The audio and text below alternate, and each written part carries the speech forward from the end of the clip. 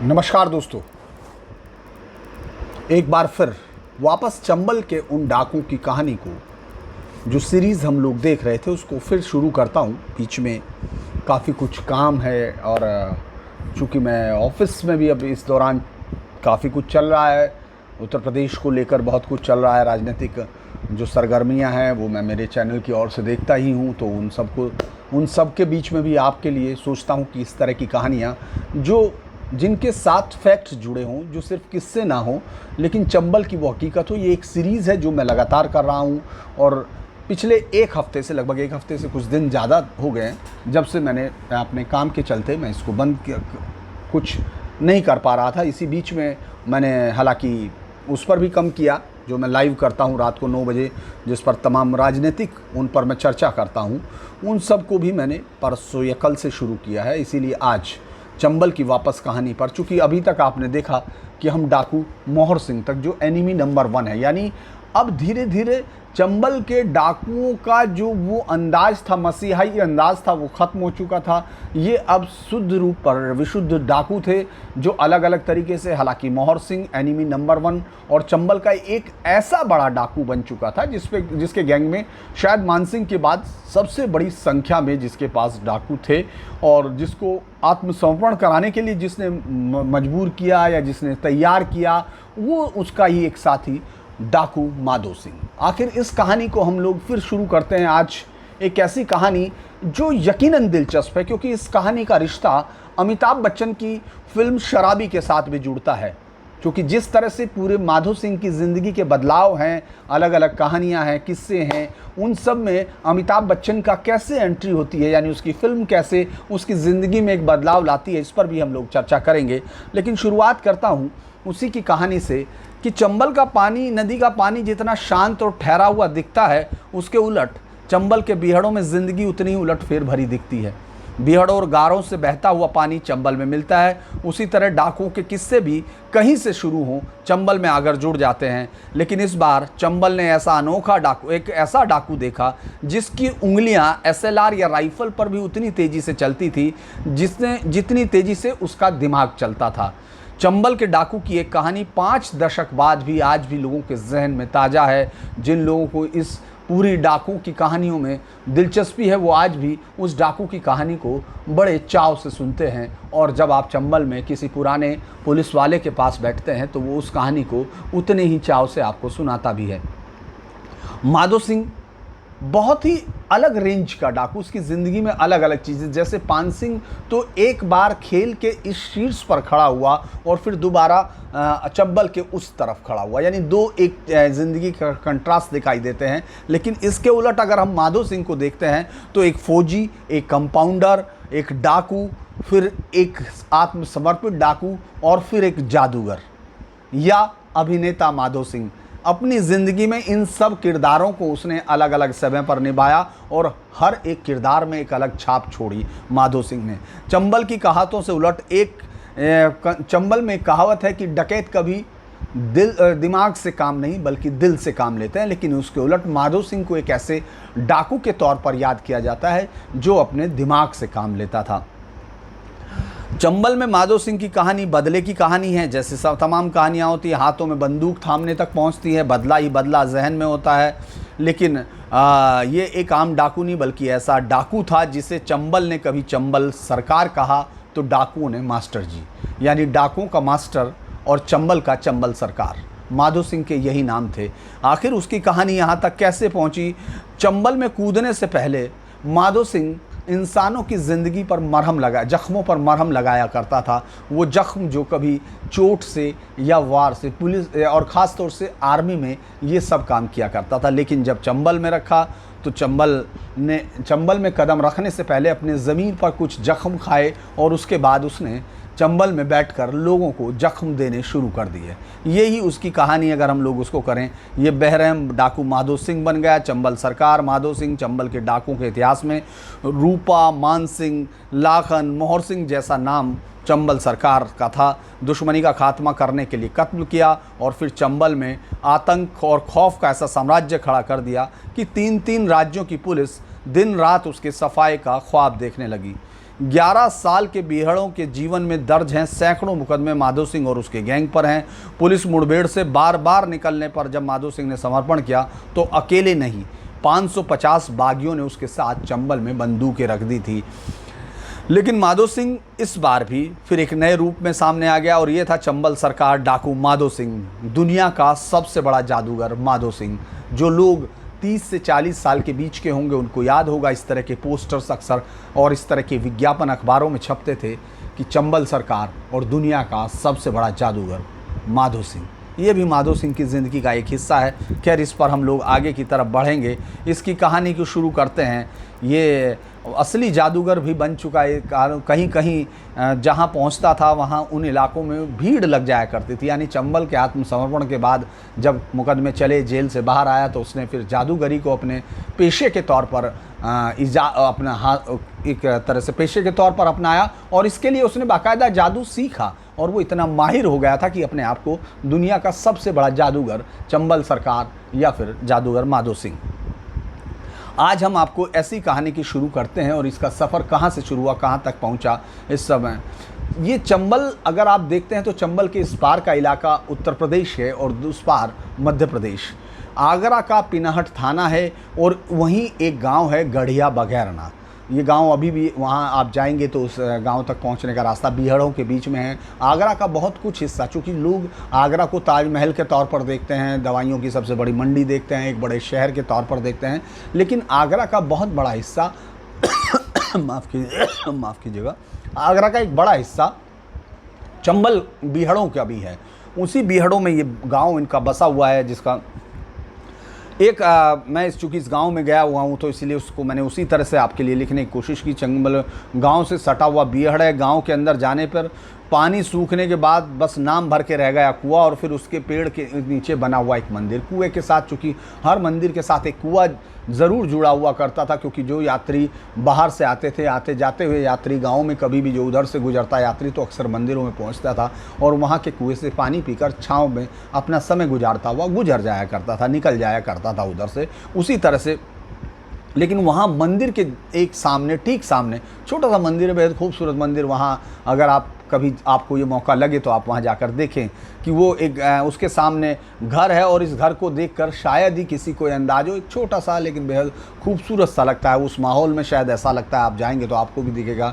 किसी को ये यकीन नहीं है क्योंकि इस तरह का कोई घर के दरवाजे पर नहीं लिखा रहता, जैसा अक्सर हम फिल्मों में देखते हैं कि बहुत ही अंदर डाकुओं का घर, डरावना, इस तरह की चीज़ें। वो एक छोटा सा घर, बेहद खूबसूरत सा घर है, जिसमें से ये घर माधो सिंह का परिवार किसानी करता था, यानी किसान परिवार था। माधो सिंह के पास खेती की थोड़ी बहुत ज़मीन भी थी और परिवार की गांव में काफ़ी इज्जत थी। गांव में बचपन भी सही से बीता। माधो सिंह के पुराने साथियों से, जिन लोगों से हमने बातचीत की थी, वो बताते हैं कि माधो सिंह को एक ही धुन थी कि कोई बड़ा काम करना है, एक ऐसा बड़ा काम करना जिससे उसको, उसके परिवार का नाम बढ़ा। उसका माधो सिंह ने बड़ा काम करने के लिए शुरुआत में कोई उल्टा रास्ता नहीं पकड़ा, बल्कि मेहनत का रास्ता अख्तियार किया। गांव की शुरुआती पढ़ाई करने के बीच खेल कूद में अच्छा होने के चलते माधो सिंह को फौज में नौकरी मिल गई।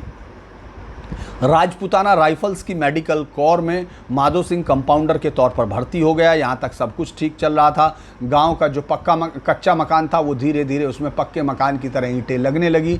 चूँकि जैसे जैसे बेटों की कमाई घर गांव में आती रही, उस वक्त गांव में कड़ियाँ लेंटर में बदलती थी और घर की कच्ची दीवारें पक्की दीवारों में बदलती थी। उसी तरह से माधो सिंह का घर चलने लगा। लेकिन गांव के ही कुछ परिवारों को ये अच्छा नहीं लगा। अक्सर ये अपने हर जगह आप देखेंगे ये एक कहानी ज़रूर चलती है इस तरह की, और उस कहानी में माधो सिंह भी उसकी जद में आ गया। यानी उसके परिवार का इस तरह बढ़ना कुछ लोगों को पसंद नहीं आया। हालांकि मैं इस कहानी में मैं एक और बात बताऊंगा। अभी मेरे पास एक फ़ौजी का फ़ोन आया था, वो जो इसी इलाकों का, शायद बिडोसा का था। वो ये बताने किस तरह से उसके परिवार के साथ आजकल वही चल रहा है, किस तरह वो अच्छा कमा रहे हैं, लेकिन उसकी वजह से उसके दुश्मन, उनके गांव के जो परिवार के लोग हैं, वो उसका नाम उसी ज़मीन की तरह पान सिंह की तरफ बढ़ती हुई कहानी है। हालांकि अपनी तरफ से हम लोग जितना इसको करने की कोशिश करेंगे वो मैं ज़रूर उस पर काम करूंगा कि किसी तरह से उसको इंसाफ मिल सके। लेकिन कई लोग जा चुके, वो मुकदमा चल रहा है और कहानियाँ उसी तरह बढ़ती जाती हैं। ये ज़मीन की कमी और ख़ास तौर से लोगों के अंदर एक जलन जो गाँव के अंदर का हिस्सा पता नहीं ज़िंदगी में कैसे बन जाती है, वो है। खैर, उस पर हम लोग जाएंगे। अब गांव में परिवार को, माधो सिंह को नौकरी करते करते कभी कभी तब तक 7 साल का समय गुजर चुका था और गांव में दुश्मनी धीरे धीरे बढ़ती जा रही थी। इसी बीच माधो सिंह एक लंबी छुट्टी लेकर गांव आ पहुंचा। गांव में आके भी माधो सिंह ने सेना की मेडिकल कोर में सीखी हुई चिकित्सा का काम करना आसपास के गांव में शुरू कर दिया। यहाँ माधो सिंह की कुशलता ने उसके आसपास के जो गांव थे वहाँ तक उसकी प्रसिद्धि पहुँचा दी और माधो सिंह का ये काम बेहतर निकल चुका, उसके पास पैसे आने लगे। अब ये इससे गांव की दुश्मनी और बढ़ गई और फिर एक दिन घर के ही दुश्मनों ने माधो सिंह पर चोरी का एक इल्ज़ाम धर दिया। ये चोरी का इल्ज़ाम उस पर लगाया गया। हालांकि ये बात जब हम लोगों ने वहाँ पूछी तो तमाम लोगों का कहना था कि ये एक झूठ था, क्योंकि माधो सिंह का अपना काम अच्छा चल रहा था, वो अच्छा डॉक्टरी के उस पैसे से कमा रहा था, छुट्टी पर था, एक लंबी छुट्टी पर था, वापस भी जा सकता था, यानी उसके पास कई सारे ऑप्शंस थे। वो उस समय चोरी करना उसके लिए कोई बहुत बहुत ज़रूरी नहीं था यानी उसको, लेकिन वो आरोप लगा। माधो सिंह ने गांव में सफाई दी लेकिन कोई सुनने वाला नहीं था। चंबल के इन इलाकों में पुलिस और कानून को लेकर हमेशा से एक ही धारणा रही कि वो चांदी के जूते के हिसाब से चलते हैं, जिसके चांदी उसका जूता और उसके चलते पुलिस उसकी। अब माधो सिंह को समझ में नहीं आ रहा था कि वो किस तरफ जाए, क्योंकि उसकी हाथों की रेखाएं अब बदल रही थी, वो उसको किसी और रास्ते में दे रहे थे। इससे पहले उसकी सफाई नहीं मानी जा रही थी, पहले इल्ज़ाम और फिर गाँव में एक दिन उसको घेर कर मारना की साजिश रची गई। अब माधो सिंह को लग गया कि गांव की चौहद्दी के भीतर उसकी आसान ज़िंदगी का सफ़र पर अब फुल स्टॉप लग गया। और फिर एक दिन माधो सिंह ने अपने सब्र को ख़त्म होने पर वापस उठा ली बंदूक और जा पहुंचा दुश्मन के दरवाजे पर। गांव में हुई फायरिंग की आवाज़ों ने चंबल को इशारा कर दिया था कि फिर से किसी ने अपनी दुश्मनी की आग को बुझाने के लिए अपने गुस्से के बादलों से इंसानी खून की बारिश कर दी है। माधो सिंह को पुलिस रिकॉर्ड में तो एंट्री पहले से ही उसके दुश्मनों ने करा दी थी। अब वो अपने 2 दुश्मनों की हत्या करके माधो सिंह भी अपने हाथ से ही पुलिस फाइलों में अपना नाम लिख लिया। और गांव में दुश्मनी, उबलता हुआ खून, किस्सों में बहादुरी और चंबल का पानी माधो सिंह को फिर से बीहड़ों में यानी चंबल में ले आया। चंबल में डकैतों के गैंग्स हमेशा इंतजार करते हैं कि कब कोई इंसान कानून की हद पार के चंबल की सरहद में घुस जाए। माधो सिंह भी अब कानून तोड़ चुका था, उसको चंबल में शरण चाहिए थी, क्योंकि बाहर की दुनिया अब उसके लिए अपराधी के तौर पर उसकी पहचान करती थी। चंबल में उस वक्त दर्जनों गैंग ऑपरेट कर रहे थे। छोटे छोटे गैंग थे, क्योंकि 60s के बाद जो बड़े बड़े जो नाम थे उनको लिक्विडेट कर चुकी थी पुलिस, बड़े नाम खत्म हो चुके थे, लेकिन छोटे नाम जगजीत सिंह उर्फ जंगा फूला, ये सब कई वहाँ गैंग जंगा फूला के गैंग काम कर रहे थे। उसी में से माधो सिंह को जंगा यानी जगजीत सिंह के गैंग में शरण मिली। जगजीत सिंह का गैंग इस वक्त उत्तर प्रदेश के इलाके में एक आतंक का बायस बना हुआ था। माधो सिंह ने कुछ दिन इसी गैंग में काम किया और जल्दी अपने लिए रास्ता भी तलाशना शुरू कर दिया। सेना में भले ही वो मेडिकल कोर में था, लेकिन चूंकि वहाँ सेना में जब आप ट्रेनिंग करते हैं तो आपको तमाम जगह हथियारों की ट्रेनिंग उस वक्त दी जाती थी, लिहाजा उसको अच्छे से हथियार चलाना आता था, फौज का अनुशासन भी था। और यह जल्दी माधो सिंह ने कुछ आदमियों को साथ लिया और अपना एक गैंग अलग से खड़ा कर लिया। और यहाँ जल्दी माधो सिंह ये गैंग बड़ा हो चुका, क्योंकि इस गैंग को माधो सिंह अपने दिमाग से चला रहा था। और चंबल के जो गैंग के बीच में एक बड़े बड़े गैंग के एनकाउंटर के बाद जो वैक्यूम खड़ा हुआ था, और माधो सिंह ने उस वैक्यूम को भरना शुरू कर दिया। और उसने तय किया, उसने अपने डाकुओं के बीच में जो शुरुआती साथी थे, कि वो चंबल की सरकार बनकर रहेगा। वो चंबल का एक डाकू नहीं जिस पर गैंग के लोग वो एक बड़ा सरकार यानी चंबल सरकार बनेगा। गैंग ने नए नए हथियार इकट्ठे करने शुरू कर दिए। माधो सिंह ने फिर अपने गांव में धावा बोला, फिर से दुश्मनों का सफाया किया। और अब दुश्मनों का सफाया 8 लोगों का कत्ल हो चुका था। अब माधो सिंह अपनी दुश्मनी में लगभग 8 लोगों का कत्ल कर चुका था। अब वापसी की कोई राह नहीं थी। सो माधो सिंह ने अपने गैंग के साथ डकैती की वारदात और पकड़ की करना शुरू कर दिया। पहले उत्तर प्रदेश के इलाकों को और फिर चंबल पार करके मध्य प्रदेश और उसके बाद राजस्थान के इलाकों में भी अपने पैर जमाने शुरू कर दिए। लूट और डकैती और कत्ल गैंग का काम यही था। लेकिन माधो सिंह जानता था जितनी बार अपनी पनाहगाह से वारदात करने गैंग के बाहर निकलेगा उतनी बार पुलिस की निगाह उस पर होगी। ऐसे में क्योंकि सरकार ने 60 के दशक में डाकुओं का सामना करने के लिए गांव-गांव में लाइसेंसी हथियार दिए थे और ग्राम रक्षा समितियों का गठन कर दिया था, ताकि गांव की पहली लेयर जो डिफेंस है वो तैयार हो सके डाकुओं से। और अब ऐसे समय में डाकुओं के साथ काफ़ी मुठभेड़ें गाँव की ही हो जाया करती थी। तो वो जानता था ऐसे में लिहाजा गांव वाले कई बार गैंग का सामना कर सकते थे। माधो सिंह ने एक दूसरा रास्तान पकड़ा और अपने गैंग की एक मुख्य जो पूरी भूमिका है वो इसी के इर्द गिर्द बुननी शुरू कर दी। वो अपहरण का धंधा यानी पकड़ करता था। एक पकड़, फिर दूसरी पकड़, फिर तीसरी पकड़, और पकड़ का काम माधो सिंह को रास आ गया। पकड़ का काम शुरू हुआ तो बढ़ता चला गया। माधो सिंह का गैंग का नाम फैलता जा रहा था और उस समय तक चंबल में एक बहुत बड़ा गैंग जो है मोहर सिंह का था, जिसको पुलिस की फाइलों में एनिमी नंबर 1 का दर्जा यानी दुश्मन नंबर 1 का दर्जा हासिल था। और पुलिस में जिस तरह की पकड़, जिस तरह की डकैतियां माधो सिंह कर रहा था, जिस तरह से गैंग को अनुशासन ट्रेनिंग देना और मिलिट्री के तरीकों से गैंग चलाना, इसके चलते जल्द ही वो पुलिस फाइलों में एनिमी नंबर 2 हो चुका था। माधो सिंह का नाम बीहड़ में मोहर सिंह के बाद लिया जाने लगा। चंबल में माधो सिंह ने पकड़ को उद्योग में बदल दिया, पैसा कमाने का आसान तरीका, और इसके लिए वो ऐसा जाल तैयार करता था शिकार खुद ब खुद सल के आ जाता। चंबल में माधो सिंह का सिक्का चलने लगा था और पुलिस के पास सिर्फ एक ही रास्ता रह गया था कि वो धीरे धीरे उसका इनाम बढ़ाते रहे। 1000, 100 की रकम 1000 में, 1000 की रकम लाखों में। जब हज़ारों का ज़माना होता था तब लाखों का इनाम। चंबल में माधो सिंह पर 1.5 लाख का इनाम, जिंदा या मुर्दा। माधो सिंह ने अपना ठिकाना शिवपुरी के जंगलों को बना चुका था, यानी वो यूपी से पार करके मध्य प्रदेश के शिवपुरी के घने जंगलों में अपना एक निश्चित डांग में जाकर उसने रहना शुरू कर दिया था। 1-2 की बजाय अब वो चूँकि पकड़ करने के बाद फिरौती की रकम हासिल करने के लिए नए नए तरीकों का इस्तेमाल करता था। कत्ल और डकैती की वारदात करने के बजाय माधो सिंह ने पकड़ के लिए दुस्साहस दिखाना शुरू किया। 1-2 की बजाय सामूहिक पकड़ करने के इस तरीके ने पुलिस फोर्स को भी सख्ते में ला दिया। माधो सिंह ने पकड़ करने के एक से एक तरीके ईजाद किए, यहाँ तक कि पिकनिक करने आए हुए लोगों का सामूहिक अपहरण करने से गुरेज नहीं किया। माधो सिंह ने एक पुलिस अधिकारी की वर्दी पहनी, कुंड पर पिकनिक कर रहे लोगों में से एक के किसी के वारदात में शामिल होने की बात कही। उसके बाद उनसे अपने मुखबिर का सामना कराने की बात की और उन सबको गाड़ी में बैठाया। पुलिस की एक गाड़ी में, बाकायदा पुलिस की गाड़ी के साथ ये जो पिकनिक बन रही थी, वहाँ बांध पर एक पिकनिक थी, उसमें उन्होंने ये कहा कि चलिए और आपको ले जाकर पूछताछ करनी है। ये हालांकि इस पर बहुत सारी चीज़ें हैं कि कितने लोगों को वो ले गया था, लेकिन कहते हैं कि उस गैंग में लगभग 20-22 लोगों को वो लेकर निकल चुका था। उसने अपने साथ पेश किया, लेकिन असली पुलिस माधो सिंह के सामने पेश कर दिया गया। मौके पर पुलिस अधिकारी ने, ये पुलिस अधिकारी भी वहाँ मौजूद था। सबसे बड़ी बात थी कि जब ये काम किया जा रहा था पुलिस अधिकारी भी वहाँ मौजूद था और एक और थाने के पुलिस अधिकारी बनके माधो सिंह वहाँ पहुँचा और उन तमाम लोगों को ले जाने के लिए। हालांकि मुखबिर जिससे पहचान करानी थी वो असली पुलिस को देखते ही गायब हो गया, चूँकि वो वहीं का आसपास का लोकल का आदमी था। उसने देखा कि ये तो यहाँ असली पुलिस पहले से ही मौजूद है, पुलिस अधिकारी भी उस पिकनिक में शामिल था, लिहाजा उसने उसको ले जाने की कोशिश की। ठीक है, अब वो इतने सारे लोगों को ले जाया कैसे जाए? तब माधो सिंह ने असली पुलिस की मदद ली। पुलिस ने कहा इन लोगों को सेंटर पर ले जाकर पूछताछ करनी होगी।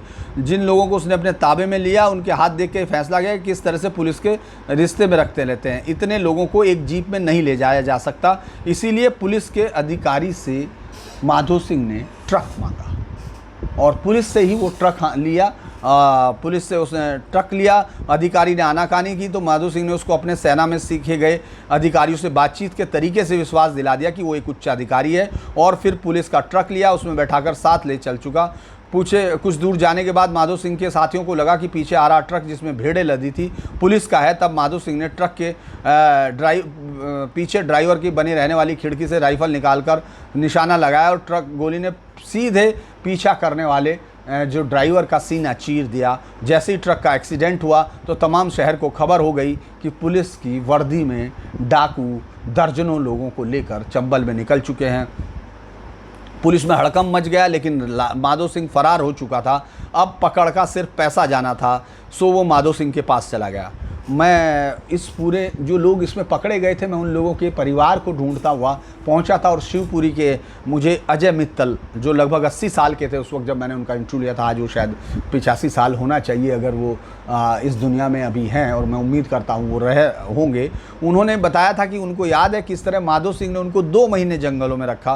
रात भर डकैत चंबल में चलते रहते थे। 1 महीने तक नंगे पैर चंबलों के उन बीहड़ों में कांटों ने उन जो पकड़ थी उनके हालात ख़राब कर दिए गए थे, क्योंकि तमाम लोग अच्छे खासे परिवारों से, रईस परिवारों से ताल्लुक़ रखते थे। चंबल के बीहड़ों में चलना कभी शौकिया तौर पर अगर चल जाए कोई आदमी तो अलग बात था, लेकिन इस तरह कांटों के बीच में पूरी रात चलना ताकि पुलिस के चंगुल से अलग हो, एक जगह रहने के बाद फिर अगले दिन दूसरा रास्ता पकड़ना, ये उनकी फितरत में नहीं था। लिहाजा वो डाकों के साथ अपने खून से सने हुए पाँव के साथ चलते रहते थे। अजय मित्तल जी का जो उन्होंने मुझे बताया था, 1 महीने बाद उनको मुरैना के जंगलों में जाकर जूते नसीब हुए। अजय सिंह को याद है कि जिस भी इलाके में माधो सिंह का गैंग पहुंचता था, उस इलाके के तमाम गैंग आकर माधो सिंह से मिलकर उसका सम्मान करते थे।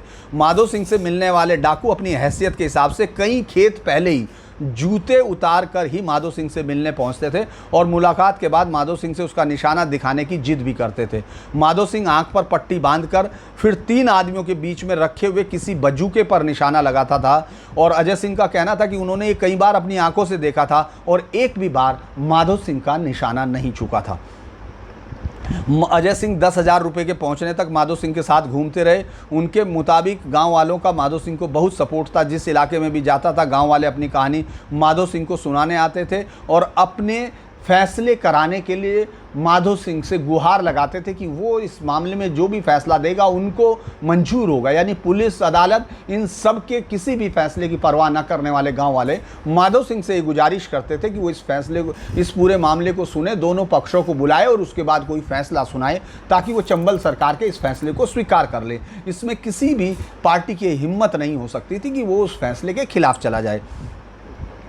खैर उसके बाद बाहर से चंबल से बाहर आने लगी। माधो सिंह ने बाहर से भी पकड़ करनी शुरू कर दी। मैं आपको एक वो कहानी बता चुका हूँ कि किस तरह से उस चंबल का तस्कर की, मूर्ति तस्कर मोहन की ये गई थी। माधो सिंह एक बार दिल्ली गया था तो वहाँ उसकी मुलाकात इस मूर्ति तस्कर मोहन से हुई थी और माधो सिंह ने उसका अपना परिचय मूर्ति चोर के तौर पर दिया था और कहा था कि यदि उसको मूर्ति चाहिए तो वो दिलवा सकता है। लालच में मोहन ग्वालियर आ पहुँचा। ये कहानी अलग अलग डाकू, हालांकि नाथू सिंह ने ये मोहर सिंह के साथ भी मिलकर किया था, लेकिन मैं इस कहानी का किस्सा, चूँकि इसमें जो जानकारी दी गई थी उसमें ये भी नाम शामिल था, इसीलिए मैं आपको ये सुना रहा हूँ। हो सकता है कि इस किस्से में आपको थोड़ा बहुत डिफरेंस मिले तीनों में, लेकिन ये किस्सा तीनों डाकुओं के साथ कहा जाता है कि उसको ले आ गया और माधो सिंह ने उसको ग्वालियर आने पर जंगल में पहुंचा। फिर उसके बाद 3 लाख की फिरौती, ये 3 लाख की फिरौती थी और इसी के बाद नाथू सिंह ने कहा था, ये 2.5 लाख भी कहा, पुलिस अधिकारियों का कहना था ये 2.5 लाख की फिरौती थी,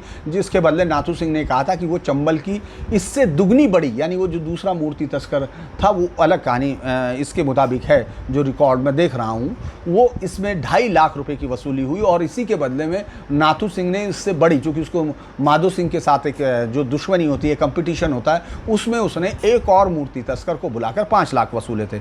माधो सिंह का गैंग 500 से ज़्यादा पकड़ कर चुका था और अब पुलिस जो है एनिमी नंबर 2 यानी माधो सिंह का सफाया करना चाहती थी। हर तरफ से पुलिस के मुखबिर माधो सिंह की तलाश में जंगल जंगल की खाक छानने लगे। इस पर माधो सिंह ने भी अपनी योजना में तब्दीली करने की सोची, लेकिन उससे पहले ही एक बड़ी मुठभेड़ उसकी साथ हो गई और मुठभेड़ भी ऐसी कि दिन में अंधेरा छा गया, गोलियां ही गोलियां। ये पूरे शहर तक खबरें आई थी कि किस तरह जंगल में सुबह से चल रही मुठभेड़ है। अगले दिन तक ये थानों में खबर जाती रही कि वहाँ मुठभेड़ है, वहाँ ज़्यादा से ज़्यादा लोगों को पहुँचना है। लगभग 30 घंटे तक गोलियां ही गोलियां चलती रही और इस मुठभेड़ में सिर्फ माधो सिंह और उसका एक साथी निकल पाए थे, बाकी सभी पुलिस की गोलियों का निशाना बन गए। घंटों की इस मुठभेड़ में अखबारों में लिखा गया कि माधो सिंह को पुलिस की गोलियों से छलनी कर दिया गया, लेकिन अगले ही दिन लिखा कि माधो सिंह का एक आदमी परिवार के पास पहुंचा और उसने बताया कि पुलिस की गोलियों से इस बार भी मास्टर बच निकला, लेकिन इस मुठभेड़ ने माधो सिंह का हौसला ज़मीन में मिला दिया। अब वो यहीं से माधो सिंह के अंदर एक डर भी बैठ गया, तो उसने अपनी एक रणनीति बदल ली थी। अब वो विजयपुर के जंगलों में पहुंच गया। यहाँ सिर्फ कुछ ही लोग जा सकते थे, यहाँ तक कि जो गैंग के मेंबर थे वो भी सीधे माधो सिंह से नहीं मिल सकते थे। माधो सिंह ने वारदात का तरीका भी बदल दिया। अब वो जो चंबल सरकार के मोहर के साथ अपना लोगों तक एक खत पहुँचाता था और वो खत ही किसी भी संपन्न आदमी की रीढ़ कपा देता था। माधो सिंह के पास हथियारों की कमी नहीं थी। पुलिस को जो हथियार 1971 के बाद मिले थे, माधो सिंह ने वो 1965 के बाद ही हासिल कर लिए थे।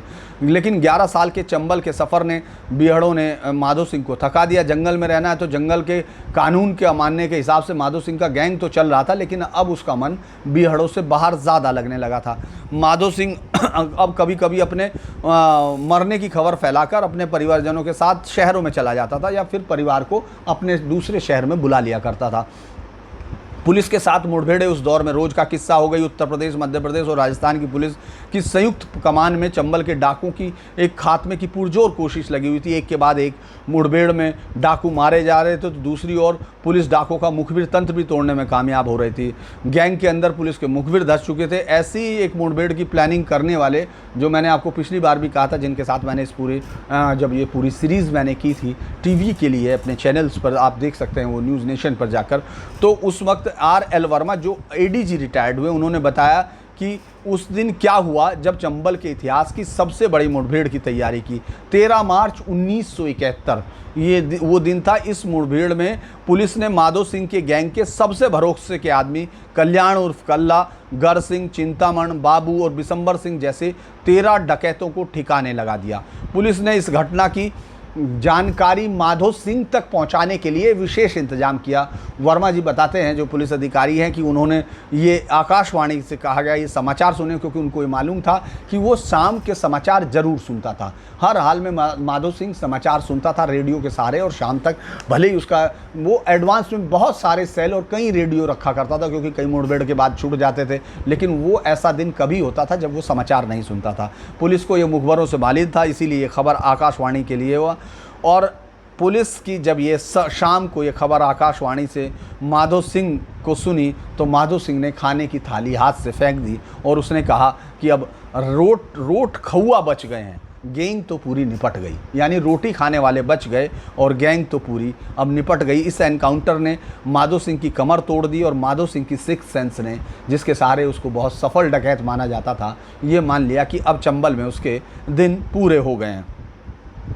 अब तब उसने एक फ़ैसला किया। ये फ़ैसला था कि बागी जीवन से रिश्ता तोड़ने का, लेकिन काम आसान नहीं था। चंबल की मशहूर कहावतों में से एक कहावत है, चंबल में कूदने की तारीख के बाद किसी बागी की ज़िंदगी में दूसरी तारीख नीम के पत्तों में लिपटकर शहर जाने की तारीख होती है। मुठभेड़ में मारे गए बागियों की लाशों को नीम के पत्तों में लपेट कर रखा जाता था, क्योंकि कई दिन लग जाते थे और कीड़े और तमाम चीज़ों को लेकर वहाँ तक पहुँचने में, उसकी स्मेल को और तमाम चीज़ों को रोकने के लिए पुराने तरीके जो उस समय किए जाते थे। माधो सिंह को मालूम था कि नीम के पत्तों में लिपटने से बचना है तो कोई शानदार योजना होनी चाहिए, और कुछ ही दिनों में योजना तैयार कर दी। माधो सिंह ने सरेंडर करने की सोची।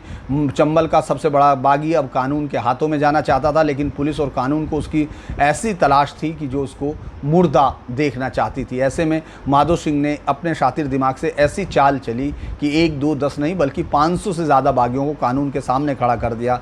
हिंदुस्तान के सबसे बड़े डाकुओं के समर्पण की कथा लिखने में माधो सिंह ने फिल्मी उतार चढ़ाव को भी मात दी। माधो सिंह को याद था कि संत विनोबा भावे डाकुओं को समर्पण करा चुके थे, जिसमें लोकवंदित से, जो कि रूपा पंडित के बाद मानसिंह गैंग की कमाल संभाल रहा था, वो उसने विनोबा के सामने हथियार रखे थे और वो अब आराम से अपनी ज़िंदगी जी रहे थे। एक दिन विनोबा भावे के सामने राम सिंह नाम का एक शख्स जा पहुंचा और उसने कहा कि चंबल के खूंखार डाकू बाबा बंदूकें रखना चाहते हैं और अपनी ज़िंदगी कानून के दायरे में भी जीना चाहते हैं। विनोबा जी ने कहा कि अब उनका शरीर साथ नहीं दे रहा है, लिहाजा वो जेपी को मिल सकते हैं, वो इनको एक खत रख रहे हैं, यानी जयप्रकाश नारायण को, और उनके पास जा सकते हैं। राम सिंह जेपी यानी जयप्रकाश नारायण जी के पास पटना जा पहुंचा। उनके साथ उस समय राम सिंह के साथ जो शख्स गए थे उनके साथ मैंने इंटरव्यू किया था, वो रूप सिंह जी हैं, वो आज भी रहते हैं मुरैना के एक जगह पर और बेहद अच्छे इंसान हैं। आज भी उनके पास उन पूरे किस्सों की खान है, आप जा सकते हैं उनके पास। जैसे डाकुओं की पूरी ज़िंदगी के बारे में वो इंसाइक्लोपीडिया हैं, सालों बाद भी अभी भी उनका फ़ोन आता है, वो स्वास्थ्य पूछते रहते हैं, तो वो उनके साथ थे। इसीलिए इस पूरे किस्से में एक पूरे जो हॉर्सेस माउथ कहा जाता है वो मैंने सुन के लिखा था।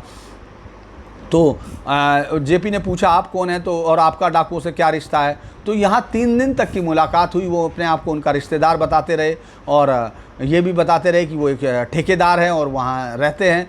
लेकिन देखा कि 3 दिन तक जयप्रकाश जी बहुत ज़्यादा सीधी बातें नहीं कर रहे हैं।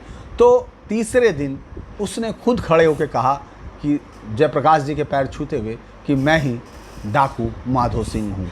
जयप्रकाश जी ये सुनकर चौंक उठे कि ये सामने खड़ा हुआ शख्स और कोई नहीं, चंबल का सबसे बड़ा इनामी डाकू, उस समय तक का 1.5 लाख का इनाम था, हालांकि बाद में मोहर सिंह पर 2 लाख का हुआ। चंबल का सबसे बड़ा इनामी डाकू माधो सिंह है, जिसकी तलाश में पुलिस चंबल का जर्रा जर्रा छान रही है। वो शख्स बेशौक उन पर उनके सामने खड़ा है। जेपी फिर इस पर तैयार हो गए, क्योंकि उनको लगा कि ये गंभीरता है, लेकिन उन्होंने शर्त रख दी कि समर्पण ज़्यादा से ज़्यादा हो, सिर्फ माधो सिंह का ही नहीं, गैंग का नहीं। इस नामुमकिन काम को भी माधो सिंह ने हाथ में ले लिया। सबसे बड़ा रोहड़ा था मोहर सिंह पर चंबल के इतिहास का सबसे बड़ा इनाम था, सबसे बड़ा गैंग था, सबसे ज़्यादा मुठभेड़ें पुलिस के साथ थी।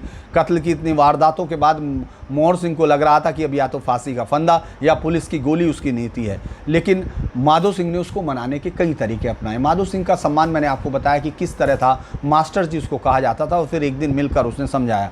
माधो सिंह ने अपने बेटे सहदेव सिंह के सर पर हाथ रख के ये कसम खाई कि अगर उन लोगों को कुछ हुआ तो वो अनशन पे, जेपी अनशन पर चले जाएंगे और अपनी जान दे देंगे। और मुरैना के पगारा डैम पर इस अपहरण की तैयारी हुई। हजारों की भीड़ डाकुओं को देखने पहुंची। माधो सिंह और मोहर सिंह सहित 550 डाकुओं ने हथियार रखे और डाकुओं के लिए शर्तें मनवाने के बाद माधो सिंह ने डाकुओं के शिकार लोगों के लिए भी मुआवजे की मांग की और मदद की मांग की, जिसने उसके खिलाफ जो ज़्यादातर लोगों के जख्मों को सुखाने में मदद की और लोग उसको भूलने में हुए। शायद कुछ की नफरत भी खत्म हुई। माधो सिंह को जेल हुई, उसको मुंगरावली खुली जेल में अपनी सज़ा काटी, लेकिन माधो सिंह को हमेशा नया करने की धुन थी और उसने मुंगरावली खुली जेल में अपने लिए जादू सीखा। और जो लोग जादू उस समय जादू दिखाया करते थे, उनमें सबसे बड़े नाम ऋषि सरकार, उस समय के लोगों से उसने जादू सीखकर जब वो बाहर निकला तो उसने अपनी रोजी रोटी के तौर पर जादू दिखाना शुरू किया। आपने देखा होगा अलग अलग पगड़ी, अगर आप चाहेंगे नेट पर जाकर देख सकते हैं। चंबल सरकार के एक किताब मेरे पास है, लेकिन वो किताब गुजराती भाषा में लिखी गई थी उसके बारे में, तो उस किताब में उनका पूरा जिक्र है। और बहुत लंबे समय तक उसने ये अपने जब जेल से बाहर आने के बाद अपना ये शुरू किया। ये कहानी है माधो सिंह की हैरतअंगेज। सीधे साधे डाकू बनने के बाद फिर पुलिस अधिकारी भी मानते हैं, आज भी मानते हैं, उनका कहना है कि अगर चंबल का समर्पण ऐतिहासिक था तो उसमें माधो सिंह की भूमिका थी। लेकिन 1991 में माधो सिंह की डेथ हुई। 1991 में माधो सिंह नहीं रहा, लेकिन उससे पहले उनके परिवार, रूप सिंह जी का कहना ये था, जब मैंने पूछा कि आखिर में फिर क्या हुआ, जो अमिताभ बच्चन की कहानी, उन्होंने बड़ी दिलचस्प कहानी बताई कि सर्कस में और तमाम जगह जाकर माधो सिंह अपने जब जादू दिखाया करता था, लेकिन उसी समय अमिताभ बच्चन की जो प्रकाश मेहरा की निर्देशित फिल्म थी शराबी लगी, और जैसे उस फिल्म ने उसका पूरा धंधा ही चौपट कर दिया।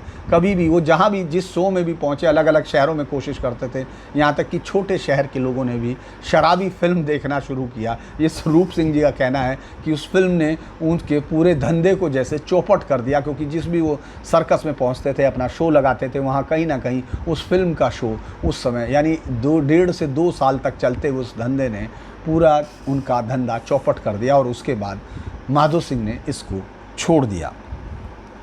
मैं जो बता रहा था कि 13 मार्च को उसमें डीएसपी रामलाल वर्मा, सीआई जो है सत्यदेव दीक्षित जी, जो आज भी थे, जब मैं मेरी मुलाकात हुई, थानेदार रघुनंदन शर्मा और नेक राम सिंह ने इस गैंग को उसमें घेर लिया। आकाशवाणी पर शाम को ये हुआ, गैंग निपट गई। अच्छा, इसके बाद मैंने आपको बताया कि माधो सिंह एक फिल्म में उसने अपना रोल भी किया अपने नाम के डाकू का, और उनकी आगरा में ही डेथ हो गई। एक और बड़ी अक्टूबर 67 में रूअर और कुंवरपुरा के बीच पुलिस को माधो सिंह के गिरोह से बेहद मुठभेड़ हुई थी, जिसमें पुलिस ने 8 डाकू मार गिराए थे और 19 पकड़ मुक्त की थी। जो मैं 30 घंटे की जो बात कर रहा था आपसे, वो उस मुठभेड़ की थी।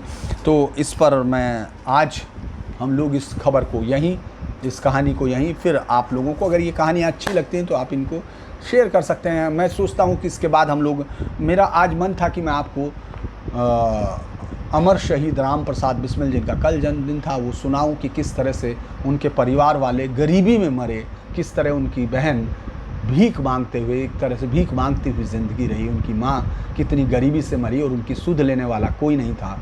उस पंडित राम प्रसाद बिस्मिल की कहानी आपको सुनाऊं, जिसके गांव को आज बिस्मिल का गांव नहीं, पुतलीबाई के गांव से नाम से जाना जाता है। लेकिन मेरे नोट्स मुझे अभी नहीं मिले थे, लिहाजा आज की कहानी मैं यहीं ख़त्म करता हूं और फिर आपके साथ नए एपिसोड पर मुलाकात होगी। नमस्कार। हाँ, रात को 9 बजे भी आप देख सकते हैं। राजनीतिक उसमें। नमस्कार।